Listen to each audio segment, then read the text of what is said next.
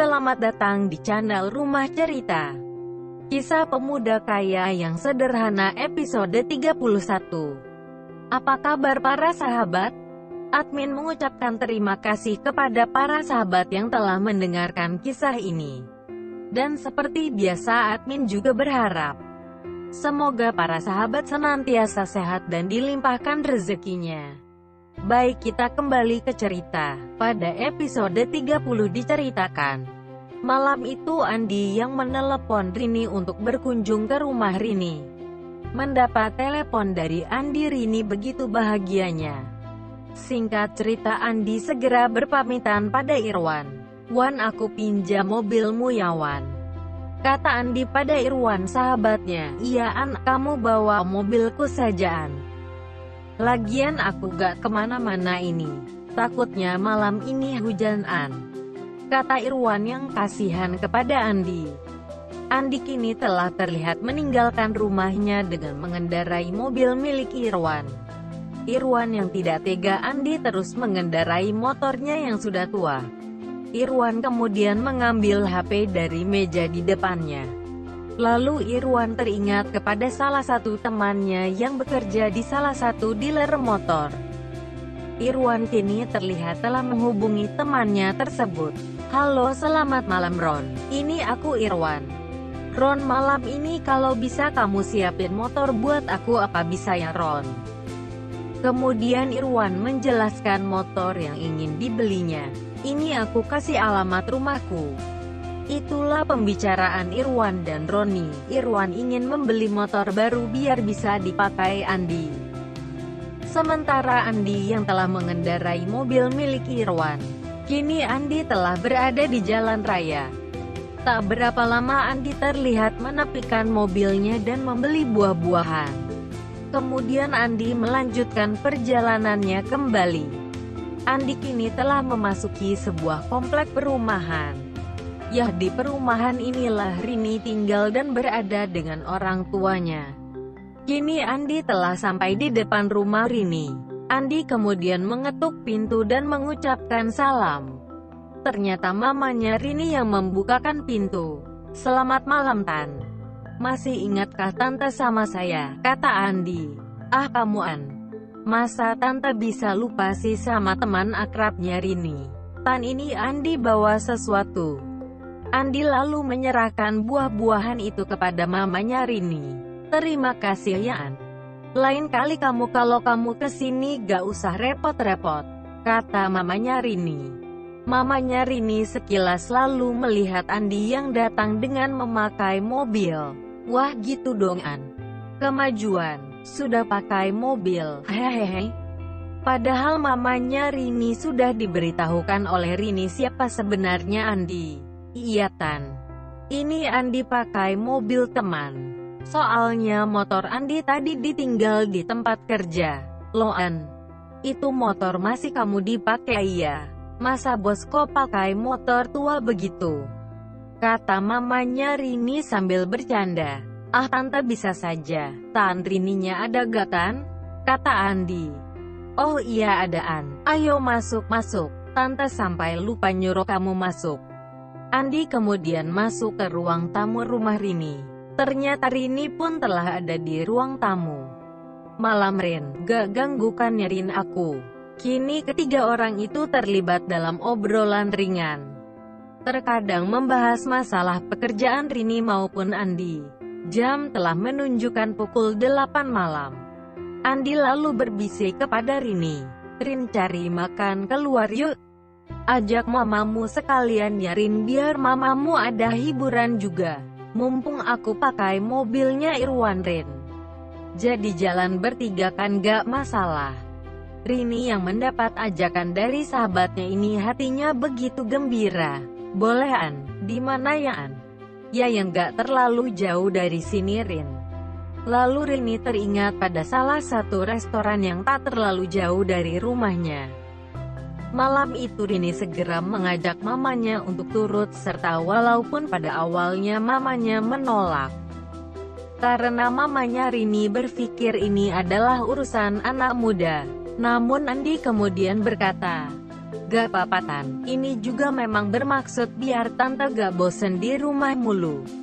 Biar tante gak jenuh. Akhirnya mamanya Rini turut serta dalam acara makan malam antara Andi dan Rini, dengan mengendarai mobil milik Irwan.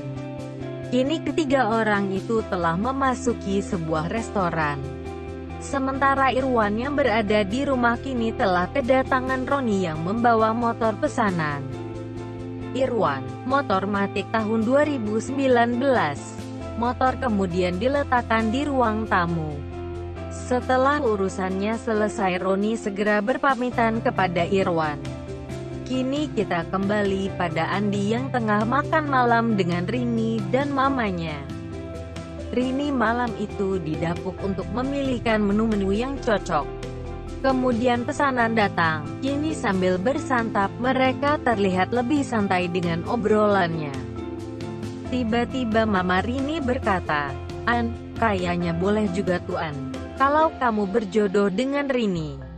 Mendengar apa yang diucapkan mamanya itu, Rini terlihat kaget luar biasa sampai terbatu-batuk. Mama nih bagaimana sih? Membuat Rini malu setengah mati," bisik Rini di dalam hatinya. Wajah Rini terlihat merah merona menahan malu. Rupanya Andi memahami dengan situasi yang terjadi. "Iya sih Tan. Kalau jodohnya memang gak kemana. Cuma aneh saja Tan, kami ini sahabatan. Kalau tiba-tiba kami pacaran, kayak aneh gitu Tan." "Iya kan Rin. Lagian persahabatan itu lebih abadi daripada pacaran. Iya gak Rin?" Rini terlihat tersenyum dan menjawab, "Iya An, benar itu An," kata Rini sambil tersenyum dan mengacungkan jempolnya. Padahal di dalam hatinya yang terdalam Rini tidak bisa memungkiri kalau ada benih-benih rasa suka terhadap Andi. Namun bagi Rini ada benarnya juga pernyataan Andi barusan, bahwa menjadi seorang sahabat mungkin lebih abadi. Malam ini suasana begitu cair. Rasa kesal Rini yang waktu dulu telah terobati. Di sela-sela acara makan malam tersebut, Andi juga menanyakan masalah pekerjaan Rini. Nampaknya Rini begitu menikmati pekerjaan barunya tersebut. Kini Rini telah tinggal di rumah dinasnya, sedangkan rumahnya terdahulu disewakan kepada orang lain. Malam itu telah menunjukkan pukul 9.30. "Rin, sudah cukup malam nih. Kayaknya kita harus pulang nih," kata Andi. Andi lalu memanggil seorang pramusaji untuk meminta bil. Andi kemudian membayar bil tersebut kepada pramusaji. Beberapa waktu kemudian terlihat Andi dan Rini telah berada dalam mobil dan menuju ke rumah Rini. Mama Rini tampak bahagia malam ini. Ketika melihat sang putri tercinta terlihat begitu bahagia. Setelah Andi mengantar Rini, kini Andi kemudian pamit pulang. Jam 10 malam Andi telah sampai kembali di rumahnya. Kebetulan saat itu Irwan belum tidur. "Malam Wan, kok tumben Wan kamu belum tidur?" Irwan segera menceritakan kepada Andi kalau Irwan telah membeli sebuah motor. Dan motor itu dipersiapkan untuk Andi. Karena motor tua milik Irwan akan dibeli Roni temannya Irwan. Andi hanya tersenyum saat Irwan menceritakan hal tersebut. Karena Andi sudah mengetahui maksud Irwan yang sebenarnya. Irwan juga kemudian menceritakan kepada Andi kalau dirinya merekrut 4 karyawan baru. Di bagian keuangan, "Iya Wan, tidak apa-apa. Justru kalau ada temanmu yang bisa kamu rekrut itu lebih bagus. Kamu bisa lebih memahami mereka," kata Andi sewaktu Irwan menceritakan ada 2 temannya yang ikut melamar bekerja dan diterima. Di bagian keuangan, hari telah berganti. Kini pagi telah menjelang. Andi pagi itu berangkat kerja terlebih dahulu. Jam 6:30 Andi telah berangkat bekerja. Pagi itu Andi berangkat kerja dengan motor milik Irwan yang baru. Hanya dalam waktu 15 menit Andi telah sampai di tempat kerjanya.